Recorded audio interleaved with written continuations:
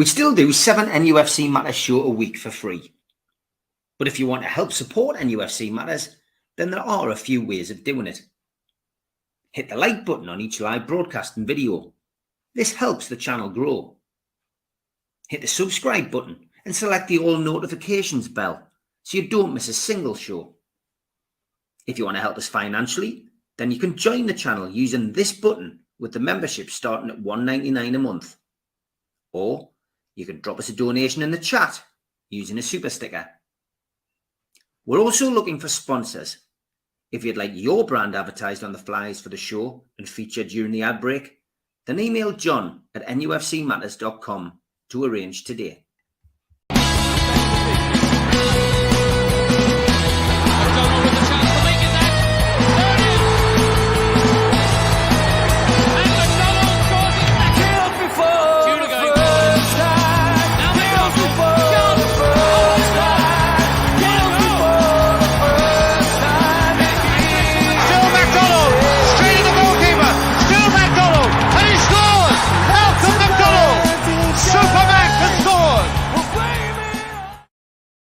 Good evening, welcome to nufc Matters with me, Steve Wraith. It is Thursday, which means it's time to join Supermac and Gibbo. How are you, lads? I'm good, mate. Thanks. I'm good, yeah, fine. Good stuff, good to see you. As always, plenty to talk about for the next hour about Newcastle United, despite the fact there's no football and international break is on.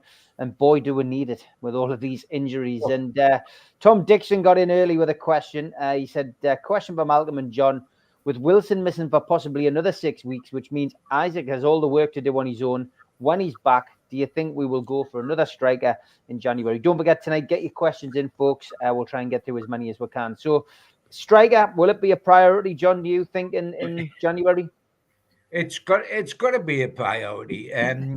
Bless him, I've always been a big supporter of the ability of Callum Wilson. His ability is huge. And I've always said if he had the ability to stay fit, he could challenge to become a member of the number 9 club in Newcastle. That's how good he potentially is. But quite frankly, for me, it doesn't matter how good you are if you don't play, consistently don't play because of an injury, then you've got to look at the situation all over again because at his age, at this stage of his career, it's not going to get any better. His injury record isn't going to improve. It's going to stay as bad as it is or gets worse. I mean, he was brought off at half-time. Gareth Southgate loves him. Eddie Howe loves him. But, I mean, it is a nonsense. I mean, Gareth picked him for this international and coupled picking him with the quote saying he'll almost certainly have to withdraw because of injury. So why pick him? And he always has to withdraw because of injury. I always felt that Newcastle, if they bought a centre forward, would have to buy a teenager or somebody on the wrong side of 30 who was willing to be number 3 behind Wilson and Isaac. You know what? If we buy a striker now, we won't be number 3 because Wilson doesn't play enough. Isaac's record isn't great physically. I mean, he gets injuries. He's a super player, but he gets injuries. And we have resorted in the last few games to playing either Gordon as a false number 9 or considering putting Joe Linton back in a position where he flopped when he first come to Newcastle. That's how badly off we are. And we will remain like this. This fella is going to be out till the end of December, which means out of the Premier League charge, out of the Champions League trying to qualifying, out of the League Cup tie at Manchester United. It's a massive swathe of games to lose, which will determine our season, those games. And it's happening all the time. And I don't, but I cannot. We've got to go and buy a striker in January, and the striker can come here because he can fight for the number 1 job. He's not going to be number 3 automatically because Wilson doesn't allow you to make him number 1 permanently or number 2 permanently. You've only got Isaac, and he is a wonderful player, but he's susceptible to injury. We are too vulnerable at centre forward. Yeah, and John, really, this is all too late. It should have happened last close season. Oh, sure. But I mean, You know, you're absolutely right, Malcolm. we're not needing a striker any more than we needed one back last summer.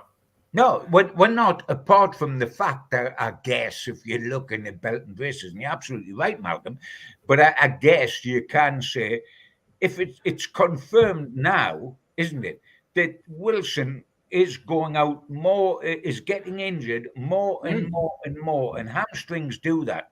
I mean, hamstrings take you out repeatedly. And yes, the writing's been on the wall for some time, but this latest injury out of nothing just goes to show, at the same time as Isaac, where we're playing with a false number 9, which means Gordon is taken out of his wing position, or Joe Linton's taken out of his midfield, where we need them to play as a centre forward. And we can't continue like this. They are two good goal scorers. They've both been in the top goal scoring list in the Premier League at the start of the season, but we can't rely on either of them to stay fit. And that is a major problem for Newcastle. Now, it's a very difficult position to buy in January, Malcolm, as you know. Centre forwards are gold dust. They cost 3 times any other position. In fact, them in January, a club willing to sell in January when they haven't got much time to buy a replacement, as opposed to the summer, is very, very difficult. But whether we get somebody on loan or we buy somebody, we can't afford to go the rest of the season relying on Wilson and Isaac, because they're unreliable, bless them. Yeah, lots of issues at Newcastle, not just the striker, unfortunately. We're really are struggling. In the summer, we overloaded ourselves on the left-hand side. And even that's going against us now. We have needed a third striker for some while now. Yeah, we do. We unloaded ourselves a fullback, really, Malcolm, didn't we? We overloaded at fullback, but we've left vulnerable positions like a centre forward. And it's come home to roost now. It really has. But we've got to bite the bullet. As much as we love Wilson, as much as we love Wilson, and I love Isaac, I think they're two cracking strikers. But Wilson in particular is not around long enough. In how many games will he play in the season for the rest of his career? You'd be lucky if he plays half the games that his club play. So what do you think about this one from Stephen? He goes, question for John and Malcolm. Do you think the youngsters like Anderson, Miley and Willock are going to be resentful of Tonali for maybe forcing the club into spending big on yet another midfielder, which will force them further down the pecking order? He said there have been rumours of some rumblings in the dressing room. Could that be the cause? I mean, Newcastle are going to have to bring somebody in to replace Tonali as well, John. That's another department where you think, well, we can't play this player now till August. What's the situation there? So I get Stephen's point, because if Tonali does come back and play for Newcastle in August, we've got no reason to suggest he won't. But footballers don't, Steve. Footballers don't think that like that, because players come, players go, and so you have to have a mentality where there's always going to be somewhat of a turnover of players. Whoever is there, you have to get out on the pitch and prove to be better than the others to get your place in the side. When you prove that and you're not picked, okay, that's a real argument to have with the manager in his office. But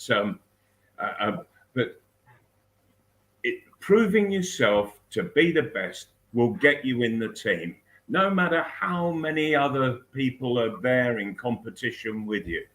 So I think the stronger the squad is, the more it's going to bring out of players like Miley. He's going to get better and better and better because he's having to compete with much better players. I think there is a difference between replacing Tonali and getting someone in for Callum Wilson. As far as getting someone in for Callum Wilson's concerned, that will be permanent. You will buy a centre forward to be permanent. Newcastle United are looking for a replacement for Tonali, primarily on loan for the rest of this season. And then, like taking Phillips from Manchester City, if Manchester City would sell him to a rival, would let him go on loan to a rival. But the idea principally is that Newcastle would take a player on loan for the rest of the season to cover the period when Tonali's missing in the main. I know he misses the odd game at the start of next season, but the idea would be we take a midfield player on loan. So at the end of the season, when Tonali's going to come back, that player will go. But with the centre forward, it would be a permanent signing, of course. Yes, but with youngsters, the greater the competition, the bigger the challenge to them, and what you're looking for is players who can actually overcome that. You look at Man City, at what's going on there, and they've been bringing on absolute quality in their youngsters. Foden is the prime example, absolute prime example. If they didn't have all those fabulous players in the squad, would Foden be as good as he is right now? And I don't think he would be. It's the challenge that if your challenge is up there, right up there, then you've got to get to that level to compete with who's there and get yourself into the side. And the higher the challenge, the better you'll become. It's honestly, I've never known an injury list like this, John. And in all the years you've covered Newcastle United on the black and white beat, can you remember one as bad as this?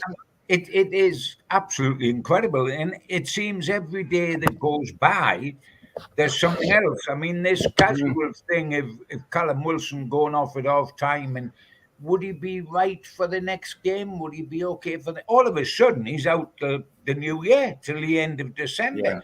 And everybody that's out, they're not out for one game. They're not out for Saturday, but they'll be all right next midweek.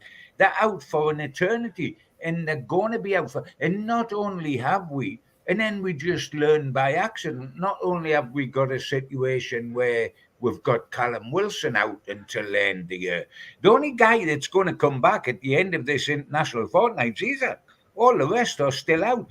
And by the way, we learn now that Sean Longstaff this fortnight is struggling with a ankle injury. So when he struggles with an ankle injury, does that make him doubtful for Chelsea, or does it make him doubtful for the Christmas party? I mean, the people are out for an eternity now. It is absolutely. I mean, we've got a full team of injuries, literally a full team of injuries. It's incredible. Yes. And you say about us having a sort of glut of injuries. There's got to be a reason for that, and I've sort of looked very carefully, and we play a very fast, high tempo game. It's a top rate all the time, and I think that it's taking its toll. We did it last year though, Malcolm, and we didn't get all these injuries. Yes, but the thing is that that over the months it takes its toll, and it's all now sort of crashing and burning. I mean, some have been freakish, like Dan Burns' back injury when he fell from a great height, and he did. Elliot Anderson, who got a back injury while not. Yeah, the thing is with Dan Burn, he couldn't fall from a low height, could he? No, he's sort of permanently up there.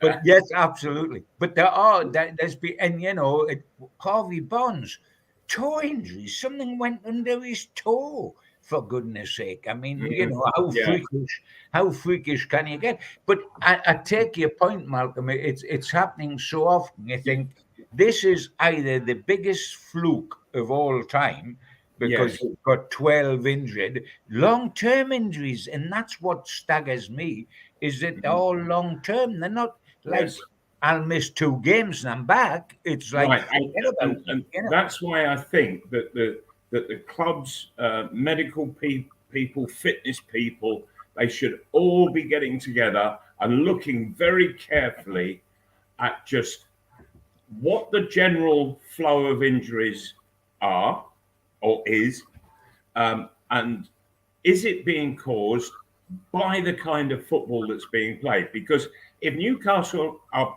playing this very high tempo game on match days, they're doing it in training as well. So it's happening 5-6 days a week. Is that actually proving to be physically beyond them? That they've done it for over 12 months, and now it's taking its toll. I would be amazed if, knowing how thorough Eddie Howe is and how thorough Newcastle United are, I'd be amazed if they haven't looked into this recently, in any case, to see whether there's any connection, because Eddie is now just about on his bare bones. I mean, Bournemouth was just a game too far. I mean, a week before that, we'd played Arsenal off the park in a high tempo game and were terrific. And then we go out at Bournemouth, who had lost 5 of the last 6, are relegation fodder, are a poor side that under normal circumstances we would blow away without any problem. And we were second best. And but for Nick Pope, it would have been a handful of goals they scored. And we were just absolutely a game too far. So we're going to a break. The break's going to get us back Isaac, but nobody else. And we're now worried about Sean Longstaff having an ankle injury. Whether Fabian Schär was left out of the Swiss squad last night. He hasn't travelled back. Absolutely, he was. And then we worry because we've got Bruno and Trippier and Joe Linton, etc., away with the international squad. We don't know what's going to come back from us there. I mean, it is getting as ludicrous as it's possible. I mean, we went to Bone. We've been playing 2 goalkeepers on the bench and about 5 academy players, and it's getting quite silly. And a bunch of teenagers in the starting lineup, like Lewis Miley and like Hall, and it is getting to and starting Richie, who we almost forgot, bless him, he was with us. I mean, there's a throwback to the old days when Richie suddenly appeared in the starting lineup at Bournemouth. It is getting to be the bare bones time, and it's very worrying because by the time all these guys come back, if they're not coming back till towards the end of the year, we could be out the League Cup, out the Champions League, and cut adrift in the Premier League. Yeah, I mean, things change quickly in football. They certainly do. The injury list is ever growing. It's going to get better. We know that. You can't just go and buy players who then aren't going to be getting a game when these other players come back in. I think I'm trying to think on the positive side, lads. I always do. Could the class of 2023-24, go on to emulate the team that we managed to get from the class of 92? The likes of Lee Clark, Robbie Elliott, Steve Howie, all came through. Alan Thompson in weaker times at the club. Lewis Miley, you've already said, Malcolm, is going to go on and he'll have learned a lot. He's made his debut in the Champions League. He's made his debut in the Premier League. He hasn't looked out of place. You've got Dylan Stevenson coming through. You've got more than enough of these players who may well get an opportunity over the next 4 or 5 weeks. Those players should be looking at this now as their big opportunity, not only to cement their place at Newcastle United, but to cement themselves as potentially top class footballers. And we might just see 1 or 2 breakthrough, Mal. It's very rare that you get a crop come through, but because the class of 92 at Newcastle and Manchester United came through at the same time, it would be great to think we'll get a few coming through here. But when you think, Steve, that the number that have broken through already. Yeah. And we're talking about fullbacks. We're talking about midfielders that have come through and played games. That's a lot of young lads coming in, making their debuts. Mm-hmm. I mean, you can only have so many players each year. So so if Miley is getting in at 17, then he is 17, isn't he, John? I think. Mm-hmm. Yes, he is. Yeah. Yeah. So very, very, very rarely can you consider anybody of 16 years of age. I think Wayne Rooney. There's another lad, isn't there, who's recently come through and is playing in the Premiership.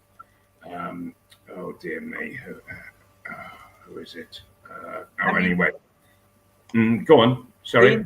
The interesting thing, and I like the optimistic mood that Steve's taking there, and it's good. And I would like to think all the kids would come through, but there's a price to pay for them coming. The sadness is that all the injuries is fortunate to be now, and I think no doubt we've got kids like Miley and like Hall, and I know we've brought him in. And like Liverman, we're going to be absolute superstars. But the shame of it all is with the injuries, it's going to cost us this season, isn't it? Having made 3 steps forward last season, we'll have to take a couple of back this season because of the injuries to go forward again. And when Clarkey and a few of the guys were coming through in the previous days, if you remember, they came through in the 2nd division with Ozzy Ardiles, who put all his love in their kids, and these kids become superstars. But when they first come in the side under Ozzy, we were heading for the 3rd division. We were in the 2nd division for the 3rd division, and then the new manager come in. The things changed. The guys continued to come through, and they were superstars. But at the time, I mean, at the time that Ozzy was playing the kids, Ozzy got the tin tack because we were 1 step off going into the division below the championship. And the shame is, I have no doubt that whether we have no injuries at all and we're able to field our full team and set of subs, or we had loads of injuries, nothing's going to stop Lewis Miley coming through. Because he's absolute quality and he's a kid and he will shine and come through. But I don't want it to be where he's forced to play the next 6 games off the belt in the first team when he's perhaps not quite ready for that because of the choices. What you find, John, is, and I certainly experienced this as a manager, because you put youngsters into the side and watch them very, very carefully, and what I found, and I see it happening elsewhere, is that youngsters, they come in as kids, and they give it their all, and it's quite exhausting, both physically and mentally, because they're all of a sudden at a totally different level that's entirely new to them, and they're having to.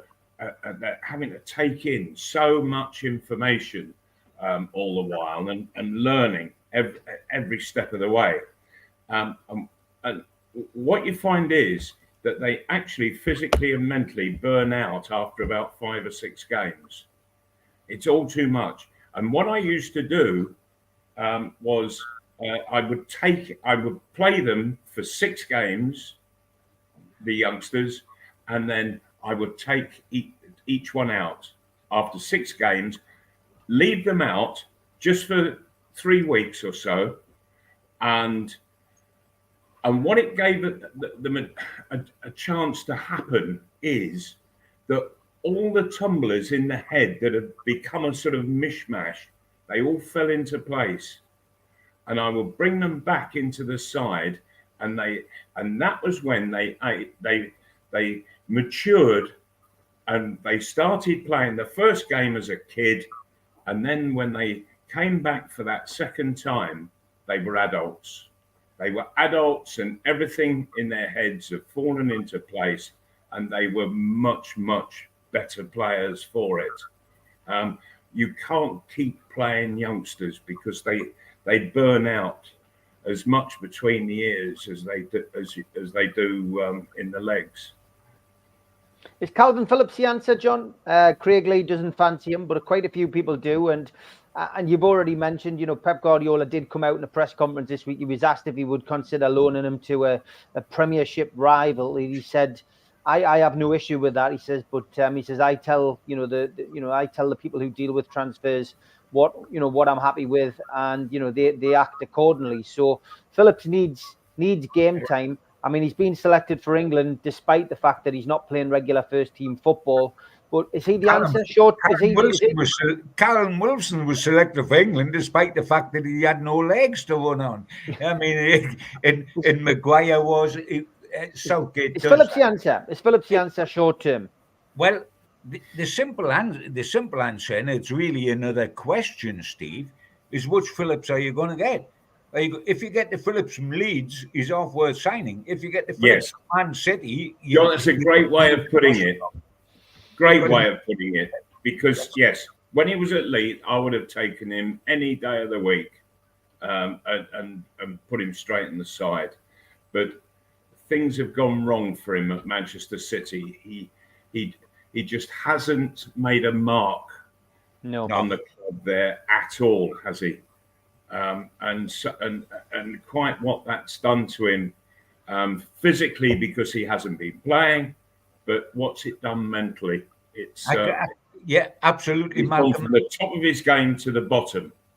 I can understand where the guy's coming from that says this is just me that doesn't fancy Phillips. I've got question marks against Phillips. Yeah, I think it's a very good point that he makes. Yeah, I don't know which one would arrive at St James's Park, because he hasn't just been out for about half a season or something. How long's he been at Man City? This is his second season at least. He's played about 2 games in 2 years. Yeah. So what are you going to get? And if we are getting somebody in to replace Tonali and only on loan, and he's going to go at the end of the season, the one thing we're not going to have is time to give the guy, like we were giving Tonali, like time to come through. Whoever we get in's got to hit the ground running and make an immediate impact, not an eventual impact. And I don't know that Phillips is in a situation to make an immediate impact. Yeah, and yet the irony is that in all this time, that he's still being picked by Southgate for the England squad. Well, so was Maguire, and I know Maguire's come back into it now. But and as I said, he just picked Callum Wilson for the squad that is now in house. And he did a rider saying, "But I've picked him, but I don't think he'll be coming." Remember, because he blew it. We were still wondering if he was going to play at Bournemouth when Southgate announced he was going to pick him for England, but he would probably have to withdraw through injury. So we knew immediately, thanks to Southgate. But what on earth was he doing picking Callum Wilson when he knew he was going to have to pull out the side? He does pick. Have you noticed, guys? He picks. Once you get in the England side under Gareth, you have a heck of a job in the England squad under Gareth. You have a heck of a job getting out of it. Getting out. Because he just picks you. He picks you and picks you and picks. And if you're a newcomer, when you're not playing. If you're Anthony Gordon or if you're Sean Langstaff, you kind of get in the squad because he doesn't bring new players in. Yeah. But if you're an old player, you kind of get out the squad because he just keeps picking you. Mm-hmm. Yeah, and it is. It's interesting. We're halfway through the show, guys. Keep your questions coming in the chat if you want to ask Malcolm and Gibbo. Tonight's the night because, as I say, international breaks, we're never struggling for things to talk about, but you can control the narrative. Here's the ads. A big thanks to all our sponsors: Skips and Bins, telephone 0800 25 45 25 3, email inquiries at skipsandbins.com, website skipsandbins.com. Easy contract free and pay-as-you-go waste collection. Thanks to Mr. Vicky's Sauces, handmade in Cumbria. You can find out more about them from their website, mrvickies.co.uk, or by calling 01768 210 102. Thanks to Media Arts for all the help with the video side of things. And thanks to United Group Travel, UK coach holiday firm based in Morpeth. There's no strangers on their tours, just people you haven't met yet. They're now taking bookings for 2024. You can call 01670 632 460, 0791 666 4174, or 07957 141 654, or go to the website unitedgrouptravel.com. Please subscribe to the channel. Hit the subscribe button underneath the video today. We still do 7 shows a week. Hit the thumb up under the video to like it. It does us a big favour. Click share to share to your other social media and let people know about NUFC Matters. We're also a podcast. You can find us on iTunes, Spotify, and other podcast providers. If you want to help the show financially, you can take out a £25 one-off membership. You get a scarf, a pen, a cup, and a membership card. How do you get it? Go to nufcmatters.com, look for membership. If you've got a smartphone, then put your smartphone over the QR code and it will take you straight to that section on the website. We also support the food bank on this channel. You can donate to the food bank today by going to nufcfansfoodbank.co.uk. We do support events on this channel as well. If you've got an event, please send it in and we'll promote it. The Tyne Theatre and Opera House are doing a Keegan, Beardsley and Waddle event, the Class of 84, 25th of January 2024. Book now by calling 0844 249 1000. And the Tyneside Irish Centre, they're doing an event with Frank Clark and John Gibson on Thursday, December the 7th. You can get tickets from nufcmatters.com and they are priced at £15. There's also some tickets available on Groupon. Don't forget, you can catch me 5 days a week, Monday to Friday, with Rye, Dave and Daz on the Northeast Footy Brekkie Show, 7 till 9, and you can catch us on the Red, the Toon and the Cat and on Toon Radio's website.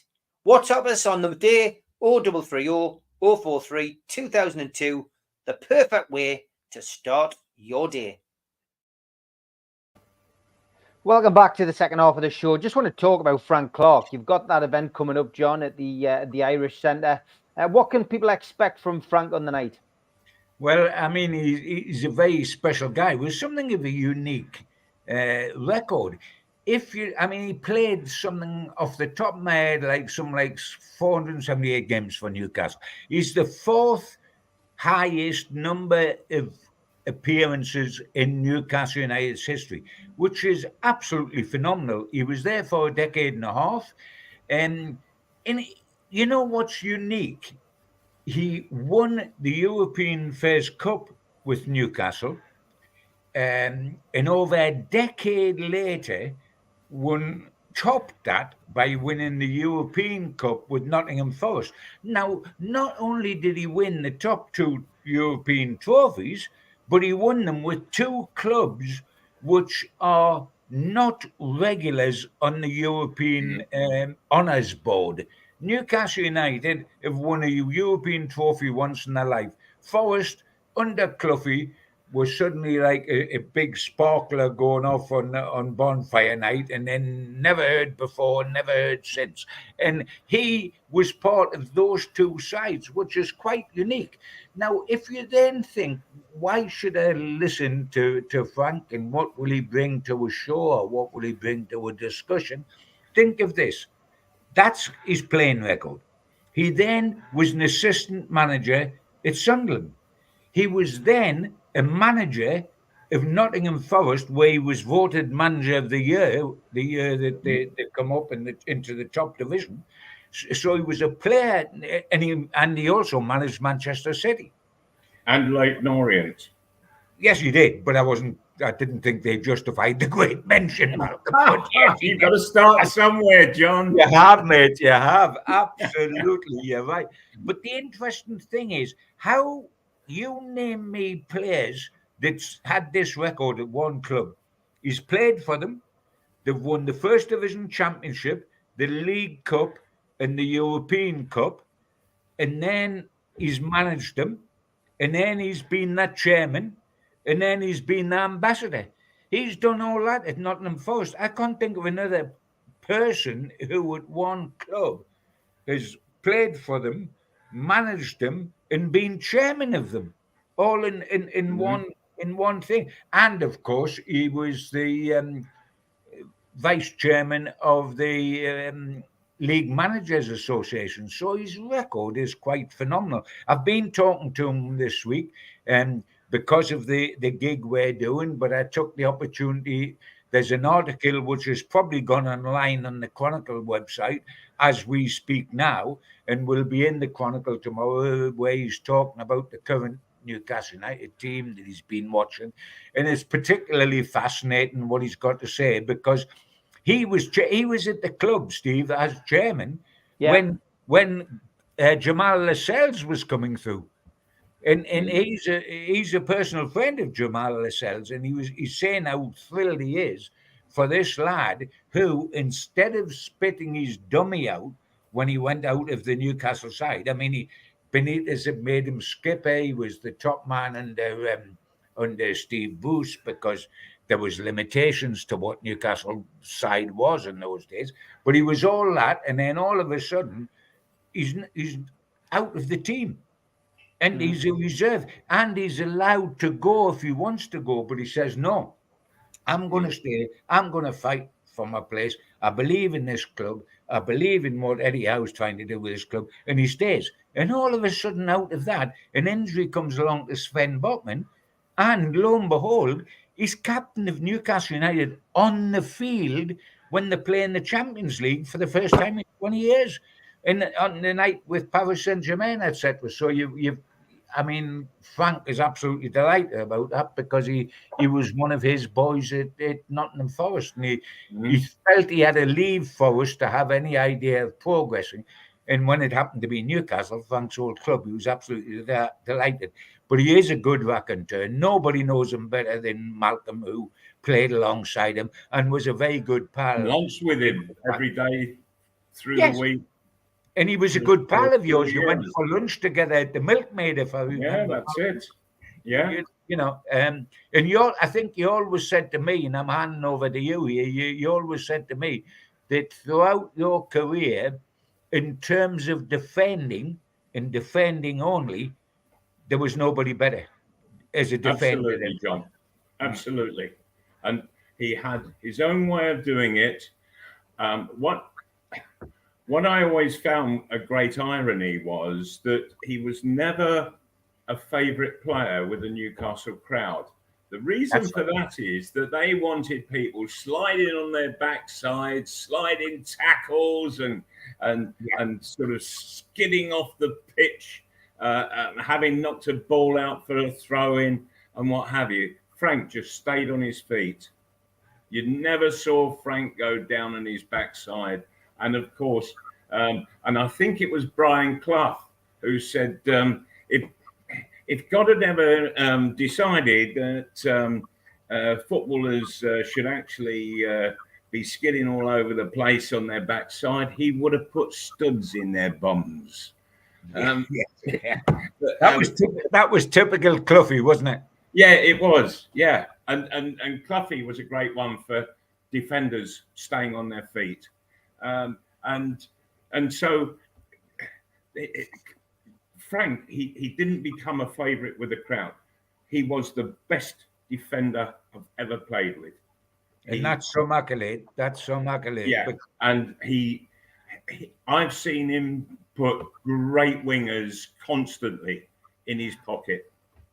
And they couldn't get crosses. And he just waited and waited and waited with the patience of a saint until that ball was just an inch too far away from the guy, and he would just nip in, get it. Thank you very much. But I've just had a thought that always makes me smile about Frank, and we were playing Doncaster Rovers. I think it was in the League Cup, and we were, I think, 5-0 up, and Frank got the ball, and and he really didn't like crossing the halfway line too much. But anyway, over he went, and he even got pretty near to the opposing penalty area, and the ball came to him, and he controlled it and had a shot. And I could scratch my head and think, well, did I ever see him shoot at goal? And I don't think I did, except this one night, and it went in the corner. And that put us 6-0 up. And we had just rushed to him, and he stood there with his arms in the air with a big grin on his face. It was his first ever goal, and he was sort of coming towards the end of his career. He's certainly well into the second half of it, and we got there, and we hoisted him up, and we put him on our shoulders, and we were carrying him around the ground. And anyway, when the referee got it all calmed down and was able to restart the game, the Doncaster centre half, he said, "What the bloody hell was all that fuss about?" He said, you were 5-0 up, he makes it 6-0, and you start carrying him around the pitch on your shoulders. I said, yeah, but I said it was not only his first ever goal, it was his first ever shot. It was amazing. I remember the next home game, Malcolm, and you're absolutely right about all of that. Obviously, I mean, you were literally there.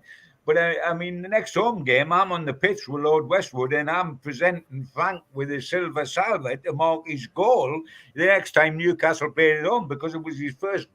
He must have played about 400 of his 407 games and never scored. Yeah, and got his first goal. And but you know, you look back, he played 400 odd, nearly 500 games for Newcastle. The vast majority, if not all, were under Joe Harvey. Joe Harvey built 3 separate sides. He built the promotion side as second division champions of 65. He built the 69 European Cup winning side, and he built the 74 FA Cup final side. 3 separate sides. Frank Clark was in all 3 of those sides. All 3, and well deservedly so. Yeah, that shows what Frank's about. I'm looking forward very much, Steve, to him coming up. He's coming all the way up from Nottingham because he wants to be part of our Christmas celebration, if you like. He's coming all the way up from Nottingham. It's the night we play Everton away, which will be live on the telly. It's in the Irish Club, as they do. That will be live on the telly as well. So the combination of Newcastle winning at Everton, because they will, Frank Clark coming up from Nottingham, and me coming down from Putty, should be quite a night. And I'm looking forward to it. It'll be terrific. And the one thing, John, and this is why I so enjoyed being in Frank's company, that whatever Frank talks about, he talks in such an intelligent way, and I'm always fascinated to listen to what he's got to say, because you know that he is talking absolute total common sense. He doesn't get carried away in any shape nor form about anything or anyone. He just sees it for exactly what it is, how it is, and says it. And I always found him fascinating company, a really good listen whenever he actually got talking. And he's got a terrific memory, of course, which will match you, John, I think. On stage, but he's very erudite, and will always tell a good tale. Yeah, absolutely. It'd be a great show. Well, the tickets are on sale. You've got to get yourself onto Voucher. I've stuck the link in the chat if anybody wants to go. And as you see, you've got the added bonus of watching Newcastle's game on the big screen in the Irish Centre as well. So tickets are £15. Get yourself onto Voucher, and you can buy them. Links in the chat. Hope to see as many people there as possible on the night. Okay, we've got 15 minutes left. Let's get back to a few of these questions. Tom Dixon, I'm going to ask you this one, lads. He said, Malcolm and John, would you be happy if we got knocked out of the Champions League and went into the Europa League? For me personally, I'd rather get out of Europe ASAP. My hopes for this season, John, are that we can somehow manoeuvre our way past Chelsea in the Carabao Cup and get back into the semi-finals. Why do supporters think this way? I really don't understand it. I want to win a cup, Mal. I want to win a cup. But players just don't think like that. They focus on the next game, whatever the competition that it will be. They just focus on the next game and look to do the very best that's possible. Get themselves into the fittest and best state, ready to go and win the game. What you're saying, though, Steve? Because we haven't won a tin pot since '69. Newcastle United fans would love to see them win a cup, and we just came so damn close last year and just missed out.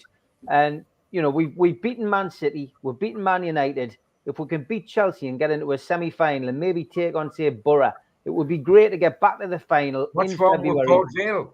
What's wrong with Port Vale? I fancy a Tyne tease, don't we?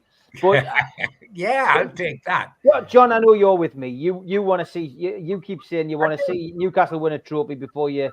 I mean, I'm just desperate to get the monkey off our back that we've got. By the way, having said all that, I don't see how we can't stay in the Champions League and still win the League Cup. I mean, I'm not putting all my eggs in one basket, but I know where you're coming from, Steve. I mean, we're going to have less of a squad for a Champions League game than we are for a league game because Matt Ritchie and Kraft aren't in the Champions League squad. So with all the injuries we've got, you can take those two off as well. So we are going to be struggling in the Champions League. Make no. I think we'll struggle. We'll struggle to stay in the Champions League because we've got Paris Saint-Germain away, and they're a different team at home to away from home. Paris Saint-Germain are, and then we've got AC Milan, and that might be for qualification for the Europa League, of course, because the winners of that might be the team that go in the Europa League by finishing third. Fourth goes nowhere. By the way, if we go in the Europa League, it's going to be interesting, isn't it? Because we've already got Liverpool in there, and we could theoretically go in there, and so could Manchester United from the Champions League. So it could be an interesting Europa League. Yeah. But I mean, if we beat Chelsea at Chelsea, they ought to close the League Cup down and just give it to us straight away and let us come up. While we're in London, we should be able to go to the Football League offices, pick up the trophy and bring it back here. And while we're on the way up here, we can organise the bus tour around the city to take the cup. Because if you beat the European champions, Man City, the current holders of the trophy, Man United, and then Chelsea, who are emerging, by the way, is a much better side after being an absolute joke. Yeah, I mean, they got a 4-1 win at Spurs. Yes, they were lucky. Spurs went down to 9 men, etc., but they still won 4-1. And that 4-4 with Man City is one of the greatest Premier League games I've seen. The last time out, the 4-4, it was a wonderful entertainment game. So they're not the mugs they were a month ago. So it'll be a tough old time. Though funny enough, guys, I'm happy to be playing down there, Their record's better on the road. We'll have a tougher game with Chelsea up here a week on Saturday than we will have down there in the League Cup because they struggle at home, but they're quite decent away. It's going to be hard for us, but by Jove, we'll have done. Last season, people said that we played nobody in the League Cup until we went to Wembley. Well, we've played everybody in the League Cup this season. It's absolutely incredible. And not only are we playing them, but we're having to go away to Manchester United and away to Chelsea. But yes, I do want to win a trophy. For goodness sake, I want to win a trophy. I've waited so long that, I was a little boy when we won a domestic trophy, literally a little boy. And I was a young buck trying to make my way in my profession when we won my last trophy, which was the Fairs Cup of 1969. Now, all that team, Frank Clark, are all old age pensioners, and I'm the only journalist still working that was in Budapest when we won the trophy. So I mean, how ludicrous is that for a club Newcastle size? We are going to win loads of things, but I tell you what, I want to win them now because I'm sick of waiting, and I want to make certain that the big man doesn't take me upstairs before we win something. So I want us to get on with winning something. Let's do it as quickly as possible, guys. Sounds good, John. Yeah, no, it definitely does. It definitely does. Okay, lots of people asking various questions. We'll try and get a couple more. Tim, he says, Gibbo, what's your favourite gin? And has he had a pomada? Well, before I tell you what my favourite gin is, I'm waiting for the advert people to come in and give me a couple of quid in my old age to advertise their gin. So I'm leaving it open at the moment. I just enjoy a gin. Actually, it's not a gin. It's a glass of water with a lemon in. No, it's not. It's a gin. Anthony Gordon's an interesting one. What would you do in Anthony Gordon's shoes? Would you consider choosing Scotland if England ignore you? Because there is rumours that Steve Clarke is after Anthony Gordon, Malcolm, because he hasn't gone with the England squad, and he was ignored once Wilson was pulled out. So, I mean, he's another one. He's chased Elliot Anderson, he's chased Harvey Barnes, and now he's after Anthony Gordon, Steve Clarke. But I tell you what, before Malcolm answers that question, may I add, by the way, does everybody's grandma used to be Scottish? I mean, think so. It was Jack Charlton who started taking everybody that had a pint of Guinness in Dublin. Yeah, when he was the Republic of Ireland manager. And playing them for the League of Ireland. Yeah. Now, it's everybody's grandma turns out to have been Scottish. Now, it's ironic that the two people running the Scottish side, Steve Clarke and John Carver, both used to be coaches at Newcastle United. So are they targeting Newcastle United? They started off by wanting Elliot Anderson because of his grandma. They then decided they wanted Harvey Barnes because he once paid a visit north of Hadrian's Wall. And now, not only are they supposed to be considering Anthony Gordon, Steve, but they're also considering Tino Livramento. Oh, yes, it's another one, yes. Livramento, yeah. Now, I want to know why they're not trying to get Bruno and Joe Linton from Brazil to come over and play for them, and anybody else. It's absolute. It's unbelievable, isn't it? I don't blame Steve Clarke, by the way. He's done terrific with Scotland, but you can only go so far with the players available to him, and therefore he's got to look, as Jack Charlton unashamedly did with the Republic. I mean, there's going to be more English players playing for Scotland than there is Scottish players playing for Scotland, shortly, if they all agreed to go over Hadrian's Wall en bloc. I mean, it's interesting, isn't it? Because if I was Anthony Gordon, I wouldn't go and play for Scotland because you're going to play for England. If I was... You really think so, John? Sorry? You really think so? Well, I think he's got a chance. I think Elliot Anderson's got a chance. Not necessarily automatic, but a chance. But if I was Harvey Barnes, I'd go and play for Scotland because Harvey Barnes is 25, 26 with one England cap.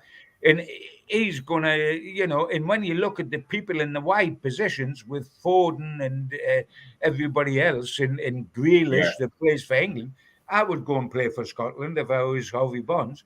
Sure. I would like to think that Gordon, who did so well just earlier this year with the under-21s, when he was voted man of the tournament, when they won the Euros at his age group, has a chance of playing for England. Playing for England, yeah. But I mean, the way it's going over under Cardiff and under Carver and under Clark, I mean, I could play for Scotland because I'm having a Gordon's gin. That comment reminds me of one of the stories Malcolm tells, actually, Gibbo, when he does the talk-ins with you. Valentino Livramento, solid Scottish name there. And it reminds me of that story you like to tell, Malcolm, about Gordon Lee. Oh, yeah. Yes. About your name. Well, he came in. He came in the dressing room, did Gordon Lee, and he wanted to know if I'm just trying to think who on earth the player was. Aidan McCaffrey. Oh, Aidan McCaffrey. Yes, he came in the dressing room and he said, and Aidan McCaffrey at the time was 18 years of age, playing centre half in the reserve side. And he came into the first team dressing room. Aidan McCaffrey was in the other dressing room with the reserves, and he said, and he's asked us all in the dressing room, "Is Aidan McCaffrey Irish?" And we've all looked around and we've gone, "No, he's not Irish. No, he's a Geordie born and bred." And so so we said to Gordon Lee, "Why do you want to know if he's Irish?" He said, "I'm thinking of nominating him for the Irish international team. Are his parents Irish?" And we've looked around, we've gone, "No, they're not Irish either. They're Geordies born and bred." He said, "How dare he have a name like Aidan McCaffrey and not be Irish?" I said, "Oh, don't be so stupid, Gordon." I said, "My name's Malcolm Ian MacDonald. You can't get a more Scottish name than that. And I play for England." And he said, "You should not play for England with a name like yours." And the room went silent. And then Tommy Cassidy suddenly popped up and he said, "Excuse me, boss, but could you tell us how many times have you played for China?" Yeah. Brilliant story. That's a Cass. It's so sad. He's not very well these days at all. But he had such a brilliance in coming out with one-liners, and he used to have the dressing room howling. I mean, the interesting thing in that was the guy that ran along the bottom and said, Lefamenko, what a lovely Scottish name. Yes. But I mean, Valentino Lefamenko is a lovely English name, isn't it? It is because he's playing for England at age group levels because of his dad, of course, is Portuguese or Italian or whatever he is. Italian. Yes, it's very much an Italian name, isn't it? Yes, absolutely Italian. But he's got a real chance. There's another one that could easily play for England, not having to go to Scotland, Livamenko. I mean, because of the quality he's got. The quality is wonderful. He is a good player. Well, because I remember one of my old players at Fulham, Ray Houghton, and he was selected by Jack Charlton to go with the Republic of Ireland side, and I remember him coming back and saying, he said, "I expected it all to be Irish in there," he said, "and there were as many Scotsmen in there in the dressing room as there were Irish." I mean, when Big Jack was manager of the Republic, and I mean, I went over with them to America when England didn't qualify for the World Cup finals with Jack, and that was, I think, the only Irishman in the squad, I think, was Roy Keane. I mean, even the manager was a Geordie, and everybody else had passed through and had a beer in Dublin, and therefore qualified for the team. I mean, they did a wonderful. They must have spent half the time Monday to Friday in the library in Dublin looking up the ancestry of everybody that played football in England and wasn't in the English squad. to be able to say, well, we can nick him and we can nick him and we can nick him. And they did. And hey, good luck for them. Under the way the rules are, that applied. And I mean, the biggest hero, if you go to Ireland, the biggest hero in the Republic is Jack Charlton. Jack Charlton, yes. And also lesser heroes are those players that he selected. Correct. They had such a brilliant record together. And I mean, the wonderful thing with Jack, Jack was a lovely man. I knew him so well. But he was slightly on, shall we say, the tight side of life. He was slightly on, I mean, when you buy a suit and your pockets of the suit are sort of sewn down and you open them up when you get the suit. He never opened them up. He left them sewn down. He didn't have any money at all. The whole time I was with him at the World Cup in America, he used to come in there. I used to go into the bar in the restaurant for dinner and get myself a little, could have been a gin before I went into dinner. I would suddenly hear this voice behind me saying, Gibbo, mine's a Guinness, gives a fag. And it was Jack coming in, wanting a Guinness and a fag off me. And I used to say to him, Jack, you're in the fortune. I'm a poor hack. You're in the fortune as a manager of a World Cup team. Are you going to buy a little drink for me at some stage? No, he said, no. You're all right, son. You're all right. Gives a fag, man. Anyway. And I used to have a fag with him. And when I got back, I said, can we go out and we'll talk about the World Cup? Can we have it over lunch? And he said, yeah. He said, will the Chronicle be paying, Gibbo? I said, no, the Chronicle won't be paying. They won't pay for us to have a piss up and a good lunch, etc., etc. We're just doing it as mates. He said, well, I'll tell you what we'll do. He said, we'll go to Harry Ramsden's and have fish and chips. I said, why? And it turned out Harry Ramsden's sponsored him. So he went to Harry Ramsden's because he could eat for now. And Harry Ramsden's would work for now. Yeah. Absolutely typical of Jack. I mean, and what he did when he became the superstar that he become in the Republic, taking them to World Cup finals when they had no right to be there, it suddenly dawned on him what life was like, because he went in this pub in Dublin one day and he said, one is up a tab. And he said, okay, Mr. Charlton. And he had this, that, and the other.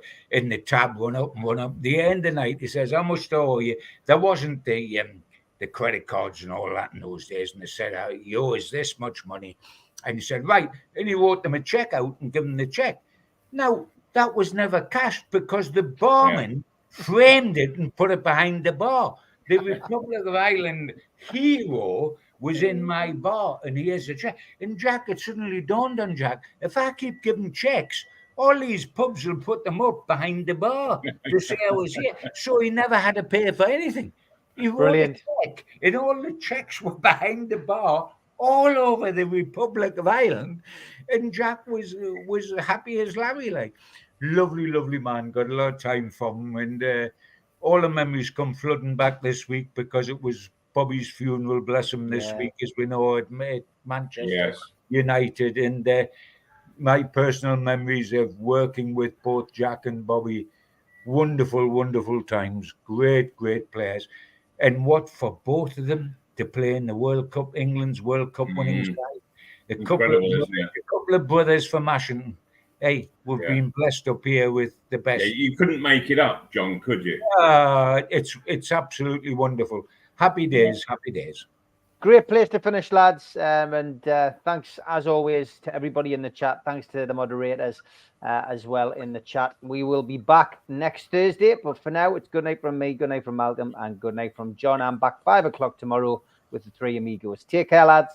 All right. Take care, boys. Have a good weekend. Bye now.